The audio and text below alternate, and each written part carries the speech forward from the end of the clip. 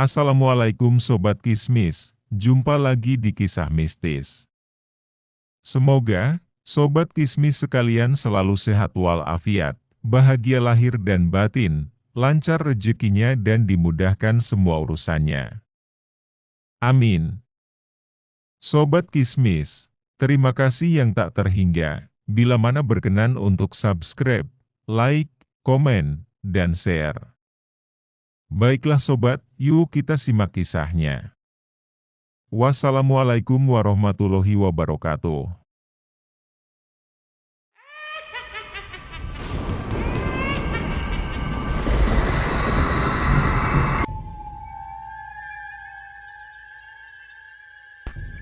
Desanya terpencil banget ya, jauh banget dari kota nan, ujarku ketika kami sampai di sebuah desa yang cukup terpencil. Perjalanan yang kami tempuh sudah hampir 12 jam, dan rumah Yarti masih sangat jauh. Ya, kami akan menghadiri acara pernikahan Yarti yang akan diselenggarakan lusa. Sementara, kami berencana menginap dulu di rumahnya sebelum acara resepsi. Naik apa lagi ya, Tak? Kayaknya di sana ada pangkalan ojek tuh. Suruh antar aja gimana? Kinansih menunjuk ke arah gardu yang ada di pinggir jalan arah masuk desa. Kami menghampiri beberapa laki-laki yang tengah asik duduk seraya bermain catur di gardu. 3 unit sepeda motor terparkir di depan mereka. Pak, bisa antar kami ke desa Balarojo? Tanyaku yang seketika membuat para bapak-bapak di sini terdiam, menatap kami dengan tatapan aneh dan penuh kecurigaan. Mau apa ke sana, Mbak? Apa ada suatu hajat? Tanya seorang laki-laki berpostur tubuh gempal. Belum sempat kami menjawab, mereka yang duduk di gardu saling berbisik satu sama lain. Entah apa yang mereka bicarakan, tapi terkesan tidak sopan, karena terus melirik tajam ke arah kami. Kami ada perlu, Pak, sahut Kinanse dengan raut wajah kesal. Gimana? Bisa antar nggak? Kami bayar kok. Nada bicara Kinanse makin meninggi. Aku sampai menyenggol sikunya sebagai kode agar ia menjaga sikap di tempat asing ini. Salah satu dari mereka turun dan siap mengantar kami berdua, meski yang lain menolak. Ya udahlah, Mbak, saya juga lagi butuh uang. Mari saya aja yang antar, ucap bapak-bapak yang berpostur kurus, tinggi dan bertopi. Akhirnya, kami boncengan bertiga dalam satu motor. Perjalanan melewati beberapa sungai. Jika terdapat jembatan gantung dari bambu yang harus dilewati untuk menyeberang, aku dan Kinanse selalu turun dari motor. Kami akan menaiki motor kembali jika sudah berada di jalan setapak. Setelah melewati 3 sungai, kami sampai di sebuah desa dengan rumah yang jarang. Antara satu rumah dengan rumah lainnya bisa berjarak sekitar 50 meter. Disekat beberapa pohonan akasia, beringin, dan juga pepohonan lain yang membuat desa ini tampak teduh. Desa ini tak begitu ramai. Sedari masuk, aku baru melihat sekitar 8 orang dengan kesibukan masing-masing. Padahal hari masih sore. Biasanya sore hari aktivitas warga sedang padat-padatnya. Pak, ini desanya? Tanya Kinanse saat sepeda motor melaju pelan. Bukan, ini desa Jaburan. Desa yang Mbak tuju berada di ujung, masih menyeberangi satu sungai lagi. Tapi saya berpesan sama mbak-mbak ini, tolong kalau sudah masuk desa Balarojo, jangan tanya-tanya apapun. Kalau melihat apapun yang aneh, Jangan menanggapinya berlebihan. Jaga sopan santun dan tata krama, ujar Pak Ojek menasehati. Ya ampun Pak, tanpa Bapak, ucap Kinansyah terputus saat aku mencabik lengannya dari belakang. Ya siap, kami akan turuti nasihat Bapak, jawabku cepat sebelum Kinansyah mengeluarkan kata-kata menyinggung. Bisa ya? Giarti tinggal di desa sesepi ini. Desa yang berada di depan saja tampak mati. Bagaimana dengan desa Giarti yang ada di paling ujung? Mbak, saya cuma bisa antar sampai sini. Mbak silahkan jalan kaki sekitar 40 meter ke arah depan sana. Nanti ketemu sama Gapura. Nah, itu sudah desa Balarojo, ujar bapak-bapak ojek itu. Aku merogoh saku, mengambil uang pecahan 100.000 untuk membayar. Waduh, uangnya ada yang pas Mbak?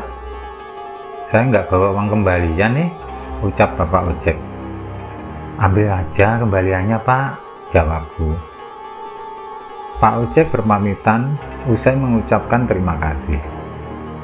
Sementara kami berjalan kaki menuju arah yang ditunjukkan Pak Ojek tadi. Benar saja, setelah perjalanan 40 meter, kami menemukan sebuah gapura yang sudah berkarat. Balarojo. Meski berkarat, nama desa masih bisa dikenali, walau satu hurufnya hilang dari gapura. Ada beberapa kursi yang terbuat dari kayu di sekitar gapura. Namun, kursi itu sudah terlihat lumutan. Berjalan masuk lebih jauh, kami dikejutkan dengan sebuah makam. Aku sempat berjingkat mundur, karena makam ini berada di dataran yang tinggi, seperti bukit, dan hampir saja aku tak paham kalau itu sebuah makam. Ampun deh, kaget aku Nan.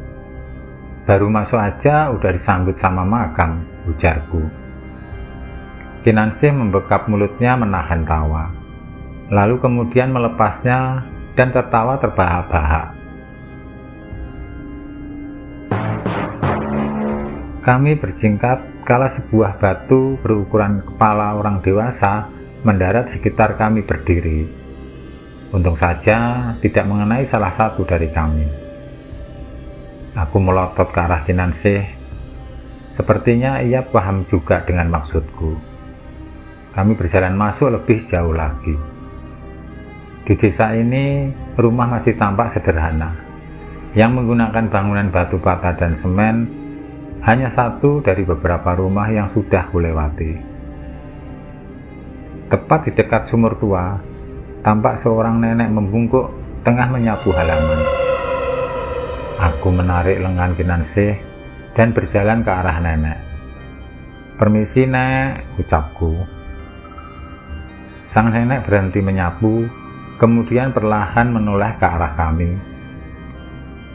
Aku sempat kaget saat melihat nenek hanya memiliki satu mata. Satu matanya lagi mengatup rapat. Beliau berjalan tertatih-tatih ke arah kami setelah meletakkan sapu lidinya. Ada apa, Nduk? Tanya si nenek dengan suara serak. Maaf, Nek, kami mau bertanya. Nenek kenal Giarti? Kalau nenek tahu, bisa tunjukkan rumah Giarti yang sebelah mana, Nek? Tanyaku. Bukannya menjawab pertanyaan, sang nenek justru mengajak kami masuk ke rumahnya. Panggil saja saya Mbah Singgih. Silahkan masuk dulu. Hari mulai petang. Usai petang nanti, anak Mbah akan antar kalian ke rumah Giarti, si calon pengantin itu. Dari ucapan Mbah Singgih ini, beliau sepertinya mengenal dengan Giarti. Tanpa pikir panjang, kami mengikuti perintah Mbah Singgih. Kami diberi minum wedang. Warna airnya agak keruh, tapi aromanya wangi. Wedang apa nih? Pahit banget, ujar Kinansih. Aku langsung melotot ke arahnya sebagai kode agar ia tak banyak protes. Beliau pun menepati janjinya. Sehabis petang, datanglah sebuah delman yang menjemput kami di rumah Mbah Singgih. Seorang laki-laki mengenakan belangkon di kepalanya, meminta kami naik ke delman. Anak Mbah Singgih hanya memiliki satu tangan satunya lagi tidak tampak. Ada lampu sentir di sisi belakang dan di sisi depan delman. Kami dibawa delman menyusuri jalan desa yang sangat sepi menuju ke rumah Giarti. Anehnya, di desa ini lebih didominasi pemakaman. Bagaimana tidak, baru melewati beberapa meter pekarangan, di depannya sudah terdapat pemakaman lagi. Setiap pemakaman sudah difasilitasi lampu petromak di bagian pintu gerbangnya. Aku tipe orang penakut, hingga tak berani menatap lama sebuah pemakaman. Hingga tiba di pemakaman yang ketiga, tiba-tiba laju delman melambat. Pemakaman kali ini terlihat berbeda. Bagian depan gerbang tak hanya diberi lampu petromak, tapi bagian pintu gerbang makam diberi kain putih membentang yang menutupi jalan masuk makam. Dari jalan, tampak kain itu sudah lusuh dan kotor. Jarak antara jalan dan pemakaman tak jauh. Bahkan kami bisa mencium aroma bebungaan makam. "Pak, masih jauh enggak rumahnya?" tanyaku dengan tubuh gemetar menahan dinginnya hawa malam. Merinding leher rasanya, seperti ada yang meniup-niup. "Masih melewati satu makam lagi, Mbak," jawabnya. Laju delman masih lambat hingga sampai di pemakaman keempat. Kondisinya sama. Pemakaman keempat juga diberi lampu petromak sebelah kanan dan kiri. Di sini aku mulai curiga. Seperti ada yang tak beres dengan desa Giarti ini karena banyak sekali pemakaman. Biasanya dalam satu desa hanya ada satu makam saja. Di pemakaman keempat ini aku menatap ke arah pintu gerbang lebih lama. Tiba-tiba saja muncul sosok putih berdiri di dekat pohon besar depan pintu gerbang. Jika diperhatikan dengan seksama, sosok itu seperti pocong yang sering aku lihat di film. Entah ini nyata atau hanya halusinasi saja. Wajahku masih menoleh ke arah gerbang. Meski delman semakin menjauh dari pemakaman itu, aku berusaha menepuk-nepuk tubuh Kinarsih. Tapi tanganku tak jua meraihnya. Seketika aku menoleh ke arah Kinansih.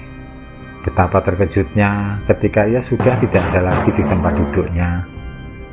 Aku celingukan mencari keberadaan Kinansih. Tadi masih ada di sini, kok sekarang menghilang? Mana dia? Delman ini terus melaju sedari tadi. Jadi kapan ia turun? Semua pertanyaan berkecamuk di kepala.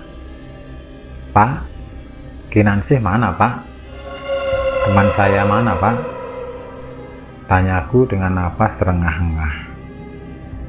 Seketika delman berhenti. Saat itu juga lolongan anjing terdengar dari berbagai arah. Gerakan daun tertiup angin ramai di telinga.